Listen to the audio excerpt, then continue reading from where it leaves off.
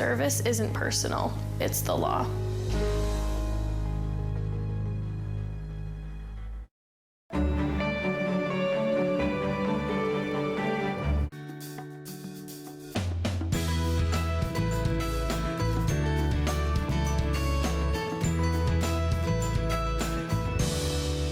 Bonjour et bienvenue à Entre nous, exclusivement sur les ondes de TV Rogers. Je suis Claude Andrea Bonnier. Je me ferai un réel plaisir de passer la prochaine demi-heure avec vous. Aujourd'hui à l'émission, on aura notre expert en sécurité informatique, Jean-François Soriol, qui va spécialement s'adresser aux personnes aînées qui utilisent Internet. Il a des recommandations pour vous aujourd'hui. On va aussi discuter avec notre coach de vie, Sylvie Lapointe. Elle va nous dévoiler le contenu de son tout nouveau guide de mieux-être intitulé « Vis ta vie ».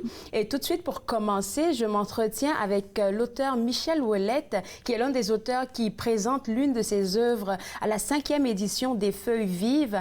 Et pour les gens qui ne savent pas exactement c'est quoi les Feuilles vives, est-ce qu'on peut expliquer un peu qu'est-ce que c'est? Les Feuilles vives, en fait, c'est un livre d'émotion de la dramaturgie franco-ontarienne, donc essentiellement, dans le passé, c'est la 5e édition, donc dans le passé, il s'agissait d'une fin de semaine de lecture publique, donc les gens allaient entendre des nouveaux textes de théâtre. Cette année, à cause de la COVID, il faut faire autrement, donc ça prend une tournure plus virtuelle, où là, il y a des lectures publiques qui sont enregistrées et présentées dans Internet et aussi des projets d'écriture scénique, on pourrait dire, donc sous forme de petits clips, de vidéos, en fait. Est-ce que c'est la première fois que vous participez en tant qu'auteur aux Feuilles vives? Non, c'est la 4e fois, je crois. J'écris beaucoup. Oui, j'ai vu ça. Vous écrivez beaucoup. Vous écrivez pour le théâtre, vous écrivez aussi pour les enfants. Et la pièce que vous allez présenter aux Feuilles vives de la 5e édition, elle s'intitule « Mylène parle ». Quand j'ai vu le titre, je me demandais, Mylène parle, oui, elle parle à qui? Ah, mais ça, oui. Bon, elle parle au public, je crois. C'est l'histoire d'une femme une jeune femme qui est dans une situation un peu particulière, qui retournait chez ses parents parce que, ça allait pas très bien dans sa vie. Et on lui demande de surveiller la maison des voisins parce que les voisins sont partis dans le sud, au Texas, pour l'hiver. Donc, elle s'occupe de la maison pendant l'hiver.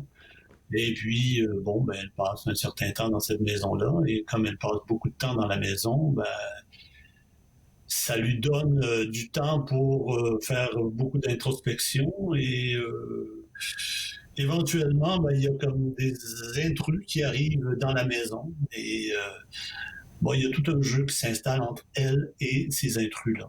C'est un peu mystérieux, là, mais je ne peux pas en dire plus que ça, il faut écouter quand même.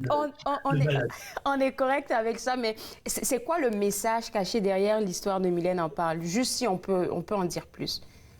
Le message, je pense que peut-être que la parole, c'est une manière de se guérir de problèmes, je crois. Je pense qu'il y a un peu de ça. Je pense que le personnage de Mylène, c'est quelqu'un qui... en fait, tous les personnages qui se retrouvent dans cette pièce-là, dans cette maison-là, ont des difficultés, des problèmes. Et puis, pour Mylène elle-même, c'est l'idée que parler... mettre des mots sur sa peine, sur sa douleur, sur son mal-être, va lui permettre de s'affranchir de ces problèmes-là et de reprendre le cours de sa vie. Et puis, j'ai été voir sur le Facebook de Théâtre Action, il y a aussi le site web qu'on va voir maintenant à l'écran. J'ai vu votre définition à vous de Mylène parle. Vous avez dit quelque chose dans le genre, tout le monde joue un jeu dans la vie. Tout le monde joue un jeu très précis et on est obligé à chaque fois en tant qu'humain de se réinventer dans le jeu qu'on joue. J'ai trouvé ça quand même beau parce que oui, c'est vrai. Oui, je pense qu'effectivement, il y a cet aspect-là des choses là, que vivre en société, ça veut dire aussi jouer d'une certaine façon. Parce que quand on est chez soi, on est quelqu'un, mais quand on sort de la maison et on est avec d'autres personnes, Ouais. on porte un masque d'une certaine façon, on s'habille d'une certaine manière pour être dans ce contexte-là. On parle d'une certaine façon aussi à certaines personnes quand on rentre à la maison ou on est avec des amis ou avec notre famille. Déjà là, on n'est pas tout à fait la même personne si on joue un autre rôle. Donc la vie en société, c'est un peu du théâtre aussi, mais ça ne veut pas dire que c'est faux. C'est juste que c'est une manière d'être. Hein, Veux pas, c'est ça qu'on vit en fait, parce que dépendamment de si je me retrouve avec mes amis ou bien dans un milieu professionnel, ben, j'aurai une attitude différente. Et puis ça c'est vrai. Oui, puis c'est pas juste l'attitude, c'est le vêtement aussi. Hein? On ne s'habille pas de la même manière Ouais. selon les différents contextes. Et l'habit, qu'est-ce que c'est? Ben, c'est un costume. C'est une manière de se présenter. Euh, Même chose pour toutes sortes d'éléments d'habillement. On s'habille d'une certaine façon quand on va en public. On n'est pas tout nu. Alors, on sait que cet événement-là, à cause de la pandémie, est fait présenter en ligne. Est-ce que vous avez quand même misé sur le décor? Non, pour mon texte, c'est une lecture, donc c'est juste audio, c'est un balado. Donc, ça, c'est assez intéressant aussi parce que c'est bien d'entendre aussi un texte de théâtre et de se représenter le décor, se représenter l'action. Je pense que ça donne une grande liberté aux, euh, aux auditeurs. Et de toute façon, une lecture publique, c'est comme ça aussi. Une lecture publique, il n'y a pas de décor, c'est simplement des acteurs qui livrent un texte. Et à ce moment-là, les spectateurs vont se construire eux-mêmes aussi le décor et tout ça. Je comprends mieux maintenant pourquoi c'est aussi disponible sur SoundCloud, parce que ça permet aux auditeurs de faire, de fructifier même leur imagination, surtout s'ils sont mordus de théâtre. Là, ils peuvent se faire plusieurs films en même temps. Oui, puis c'est une expérience assez intéressante aussi, avoir ces voix-là dans sa tête, là, qui parlent des choses, puis à un moment donné, bon, ben, on, on imagine tout ça, puis on peut être prise autrement. Je sais pas, moi, je trouve la formule quand même assez intéressante. Oui, moi aussi, finalement, parce que j'ai vu que c'était sur SoundCloud, je me demandais, mais pourquoi c'est sur SoundCloud? Mais là, je comprends mieux maintenant que vous l'expliquez. Et la pièce, Mylène en parle, elle a commencé à être proposée au grand public le 5 octobre. Elle s'étend jusqu'au 18. Moi, je vais vous souhaiter bonne chance à vous et à tous les autres auteurs qui se joignent à la 5e édition des Feuilles Vives. Bonne journée à vous. Merci. Au revoir. Alors, pour vous autres à la maison, si vous avez envie de découvrir d'une nouvelle manière, je devrais dire le théâtre, je vous inviterai à visiter le www.théâtreaction.ca pour pouvoir participer à la 5e édition des Feuilles Vives. Maintenant, je vais m'entretenir avec notre coach de vie, Sylvie Lapointe, qui a lancé dernièrement un tout nouveau guide de mieux-être intitulé « Vis ta vie ». Et moi, j'ai envie de te demander d'abord, là, le titre « Vis ta vie ». Pourquoi tu l'as choisi comme ça? Bonjour. Allô? Bonjour, Andrea. Ça fait quoi? Ça fait quelques mois qu'on ne s'est pas vus, hein? Oui, ça fait Et longtemps. ça change, c'est la même chose, on dirait, hein? On a eu une petite période de répit durant l'été, puis là, on se retrouve à la même place qu'on était pratiquement au mois de juin. Vis ta vie. C'est quelque chose qui... c'est comme une espèce de slogan que je me suis inventé quand j'étais plus jeune. Et d'ailleurs, j'ai fait quelques projets en utilisant ce slogan-là, Vis ta vie. Essentiellement, le message, c'est on est ici parce qu'on a des talents, parce qu'on a des qualités, parce qu'on fait une différence. Et plus on se permet de vivre pleinement notre vie telle qu'elle a été imaginée dans son plein potentiel, plus on a une influence positive sur les gens autour de nous. Donc, c'est comme de vivre sa vie. Mais ça a plusieurs autres messages, en fait. Tu sais, en tant que mère de famille, quand on se lance dans cette aventure d'élever des enfants, on s'oublie. Oui. On se dévoue au bien-être de nos enfants, puis après ça, on vieillit, puis on se dévoue au bien-être de nos parents, puis on se dévoue au bien-être des employés ou de notre patron, etc. Et donc, on s'oublie. Et j'ai tellement entendu, surtout dernièrement, un commentaire chez mes clients en coaching que vraiment, quand je leur dis, ben, c'est quoi tes passe-temps, c'est quoi tes moments de loisirs, puis ils disent, ben, J'en ai pas. je sais pas.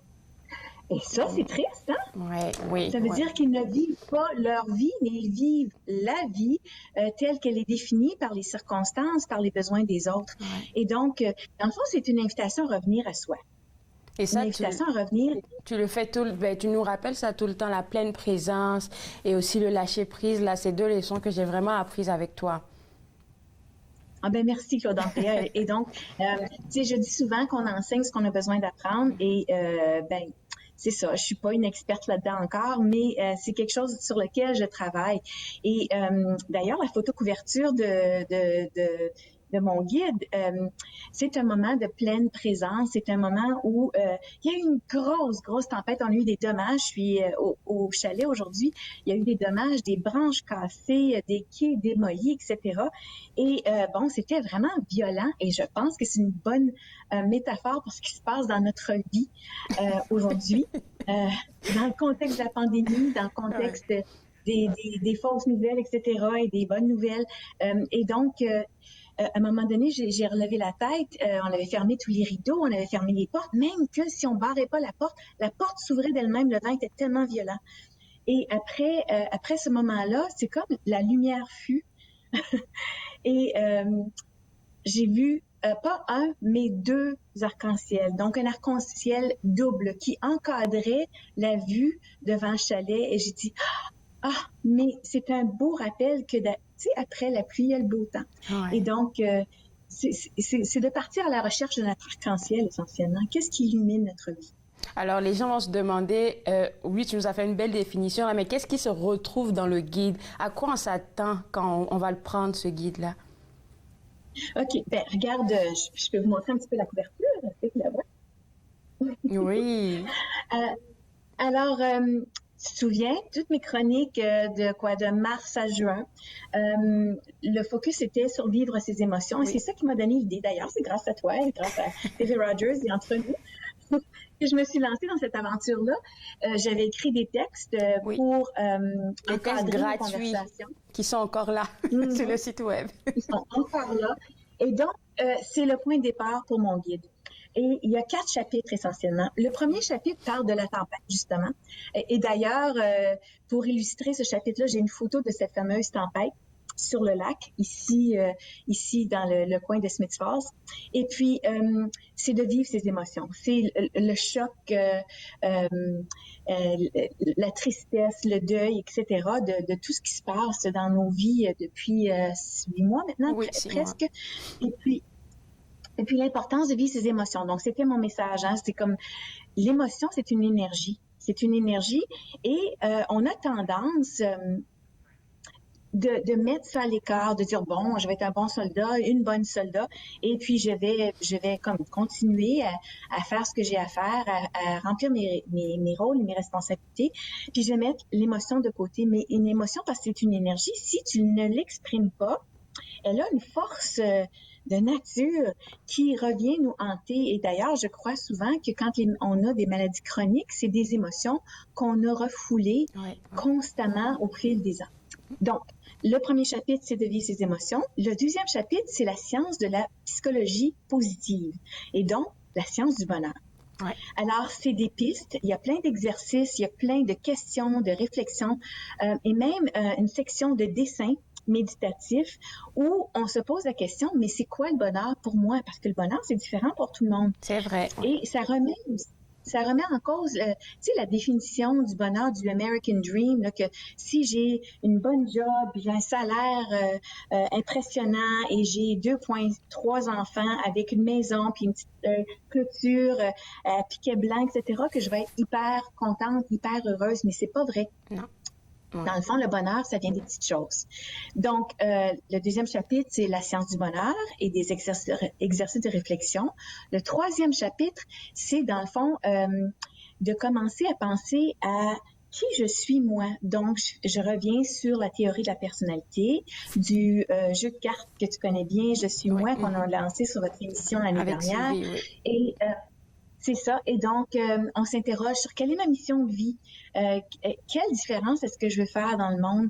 Quel est le talent et la qualité que je veux partager avec mes êtres chers, mais aussi avec la société en général? Et donc, finalement, le 4e chapitre, c'est ton plan d'action. Et c'est ce que je t'ai demandé de faire, d'ailleurs. Oui, c'est cet exercice. C'est un gros exercice, là. Tu as travaillé. Oui. Dis-moi donc. Oui, mais écoute, on va pas rentrer dans beaucoup de détails, mais quand tu as parlé de la mission de vie, là, j'ai l'impression qu'à chaque étape de la vie de chaque humain, on y pense encore et encore. La mission reste pas la même. À chaque fois qu'on évolue, ça change.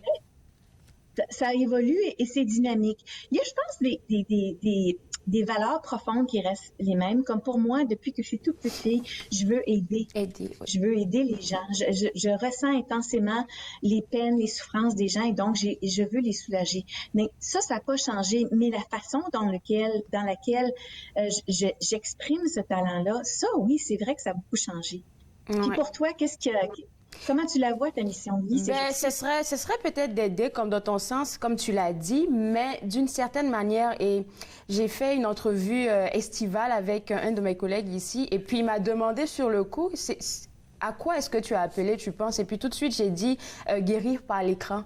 Parce que oui, j'aime ça être à la télé, mais je peux avoir plusieurs formats pour pouvoir parler aux gens, pour les aider à s'ouvrir. Ça peut être n'importe qui, peut-être des gens qui sont stigmatisés, des choses dans le genre. C'est ce à quoi je pense, en tout cas pour l'instant. Mais ça, c'était un casse-tête pour moi. C'était ma mission de vie.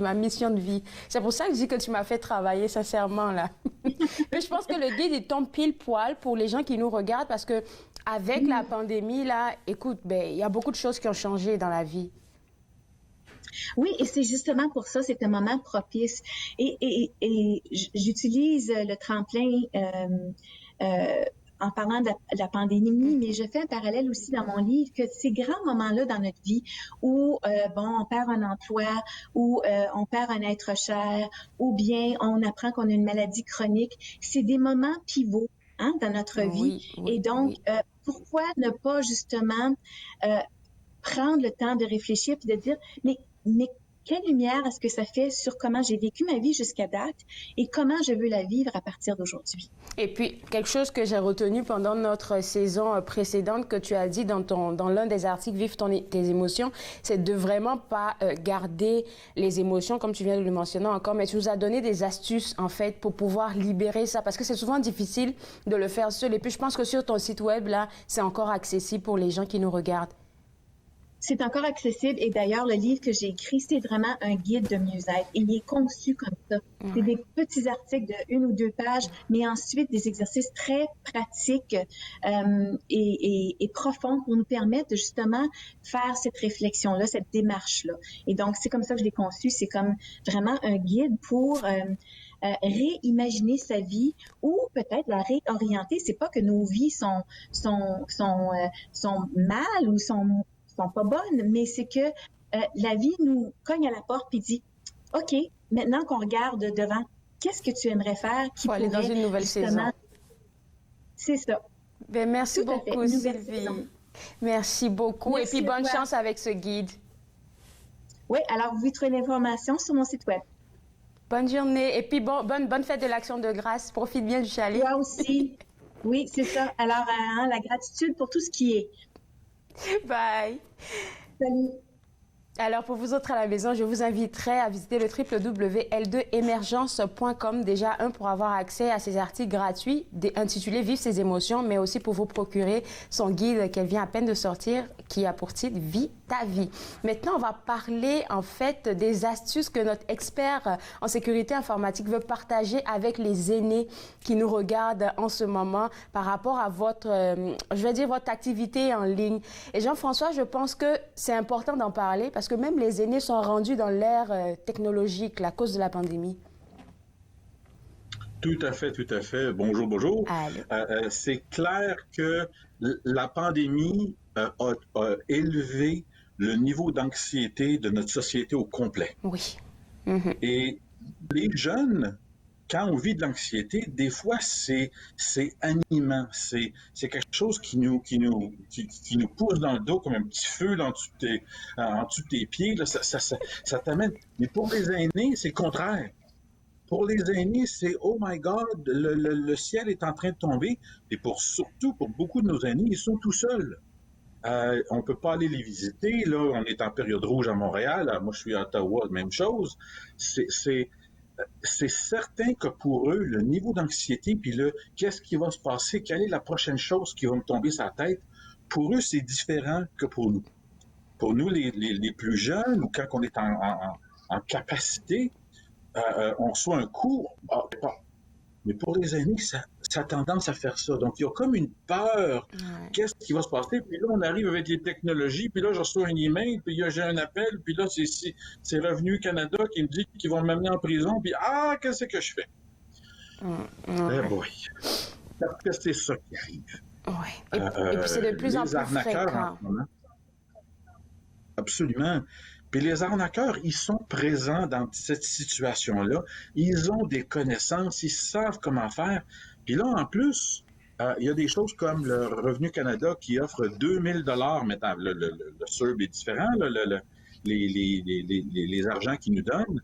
Mais les arnaqueurs comprennent, ils sont capables de ramasser des mots de passe partout sur le web. Et puis là, sont allés sur le site de Revenu Canada.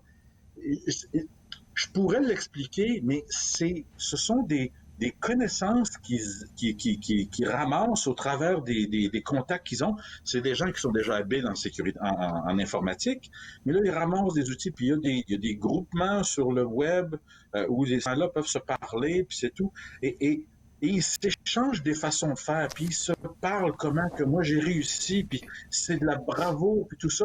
Mais en bout de ligne, c'est des capacités, puis c'est des façons de faire, puis nous, il faut, en fait, en sécurité, pour pouvoir te protéger, il faut que tu saches un petit peu comment que les méchants font pour venir nous attaquer. Quels sont les moyens d'attaque qu'ils font. Et les moyens d'attaque, tu en as donné un, le Revenu Canada. Ils peuvent passer par Revenu Canada et plein d'autres trucs encore. Oui, en fait, on va en parler. En fait, j'ai un petit lien, ce que j'ai envoyé avec mes acétates, d'un site web du gouvernement du Canada que j'avais conseillé en mai dernier, mais que depuis, le gouvernement du Canada a fait beaucoup de travail. Il y a un guide pour les aînés pour se protéger durant la pandémie. Donc, ils ont compris un petit peu la même chose que moi je fais. Certaines des arnaques, certaines des attaques ont comme explosé. Parce que justement, notre niveau d'anxiété a élevé, ils comprennent que c'est plus facile de forcer un aîné à cliquer sur un bouton ou à acheter une carte pour payer Revenu Canada. C'est inouï. C'est inouï qu'est-ce qu'ils vont choisir. Mais il y a des gens qui sont tombés dans le panneau. J'ai un ami dernièrement, je vous explique le cas. Il est 11 h le soir, donc c'est pas comme si tu peux appeler des amis pour savoir quoi faire. L'ordinateur, mon ami, une dame, clique sur des choses, puis là, à un moment donné, l'ordinateur commence à faire un son horrible, super, super fort, puis il y a un pop-up qui dit « N'éteignez pas votre ordinateur, appelez-nous, on va régler votre problème. » Ils sont tellement imaginatifs, là, c'est incroyable. Mais c'est sûr, mais à 11 h le soir, le son a dit là, que les voisins ont appelé pour savoir qu'est-ce qui se passe. C'était horrible. Mais c'est simple, ferme l'ordinateur. Mais les aînés, ils voient ça et disent « Il y a une instruction. » C'est quoi l'instruction? Il faut que j'appelle. Elle a appelé.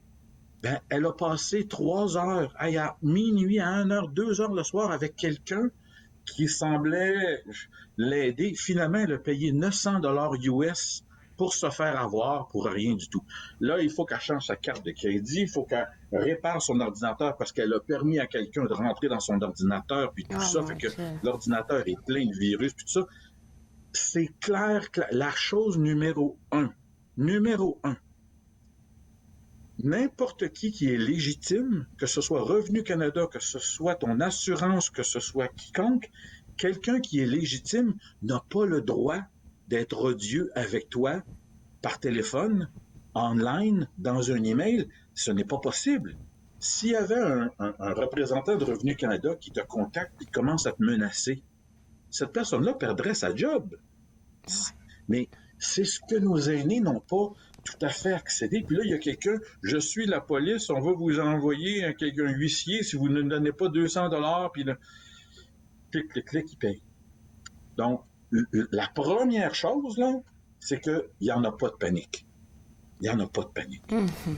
Le fait qu'il y a un son, là, ferme l'ordinateur, baisse le son de l'ordinateur, sort, commençons par ne pas paniquer. Respirer. Dans le document du gouvernement du Canada pour les aînés, la première ligne, c'est respirer. Respirer. Recule. Moi, ce que je dis à mes enfants en anglais, je dis step away from the computer. Lâche, recule un peu, là. Respire. Puis si quelqu'un t'appelle, puis c'est Revenu Canada, mais que tu t'attends pas, toi, tu n'as pas de litige avec Revenu Canada, laisse-les aller à la boîte vocale. C'est à ça que ça sert la boîte vocale maintenant. C'est à faire un tri des arnaqueurs. Ouais. Si c'est Revenu Canada, puis c'est vraiment Revenu Canada, puis ils ont besoin de te parler, peut-être que tu ne sais pas pourquoi, bien, ils vont laisser un message. Puis ils vont laisser un message tout gentil. Monsieur Soriol, il y a un problème avec machin, on aurait besoin de vous parler, veuillez nous recontacter à machin, truc. Mais si c'est vous êtes en arrière-âge de vos paiements, on va amener la police, vous allez être, tu t'en vas dans ta boîte vocale, là, puis tu délites, tu supprimes ce message-là parce que c'est pas vrai, c'est une arnaque. Puis si malheureusement, tu as pris le téléphone, puis là, ils disent, je suis Revenu Canada, j'ai besoin de vous identifier. Veuillez me donner votre nom et votre numéro d'assurance sociale. Non. Really? Non. C'est toi qui m'appelles, puis moi, je vais te donner de l'information. Je te donnerai même pas mon nom, mon pit. Mais c'est ça le problème. C'est que nos aînés ont vécu dans un monde où l'autorité, elle n'était pas odieuse. Et l'autorité, elle était autoritaire. Donc, ils répondaient à ce que l'autorité leur demandait. Ouais. Puis, il n'y avait pas d'Internet, puis de... Mais là, c'est tout plein. Fait que là, ils sont pris dans des réponses comme ça, malheureusement. Puis l'idée, si jamais... Moi, le téléphone à la maison, c'est rare qu'on répond.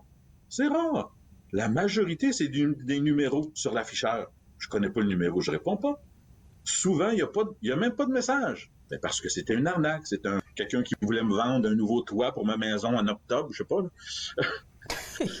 Il y a plein de choses comme ça.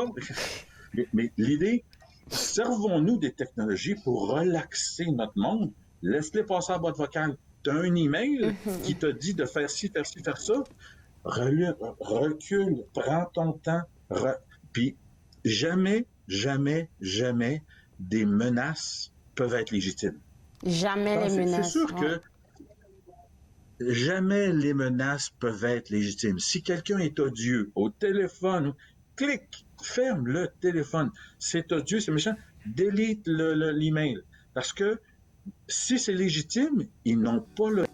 Même un huissier, même quelqu'un où ils sont en recours pour aller chercher de l'argent, ils ne seront pas odieux comme ça. Alors, JF, est-ce que tu penses qu'on peut retrouver ce que tu viens de nous partager là sur ton site web? Il va nous rester 30 secondes. Absolument, c'est sur mon site web, je mets les citats d'aujourd'hui et aussi il y a un lien pour le guide du gouvernement du Canada pour protéger les aînés dans la période de la COVID. Merci beaucoup pour toutes ces informations. Je suis pas mal sûre que ça a aidé les aînés qui nous regardent et puis j'ai hâte à te retrouver la prochaine fois. Bonne journée et puis bonne fête de l'Action de grâce. Toi aussi. Alors moi, je me suis fait le plaisir de passer cette demi-heure avec vous. Je vous souhaite une belle fête de l'Action de grâce. On aura une reprise le lundi, mais nous serons de retour en studio le mardi 13 à partir de 11h pour une belle émission. Au revoir.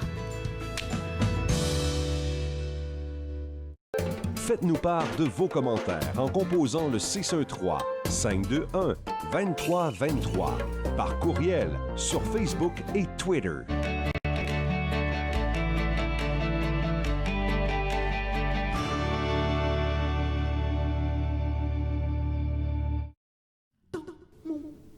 À la prochaine émission Court-Circuit, on rencontre Jessie Benjamin, un artiste à l'univers déjanté à découvrir.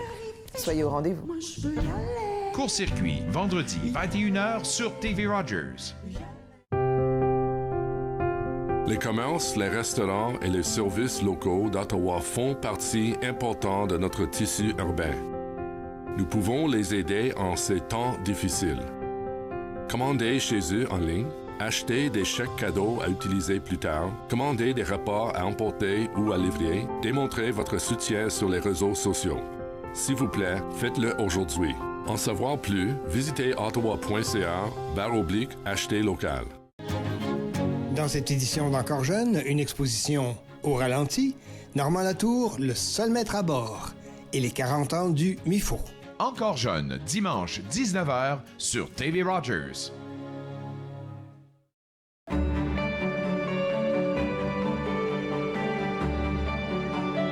Vous regardez TV Rogers, Ottawa.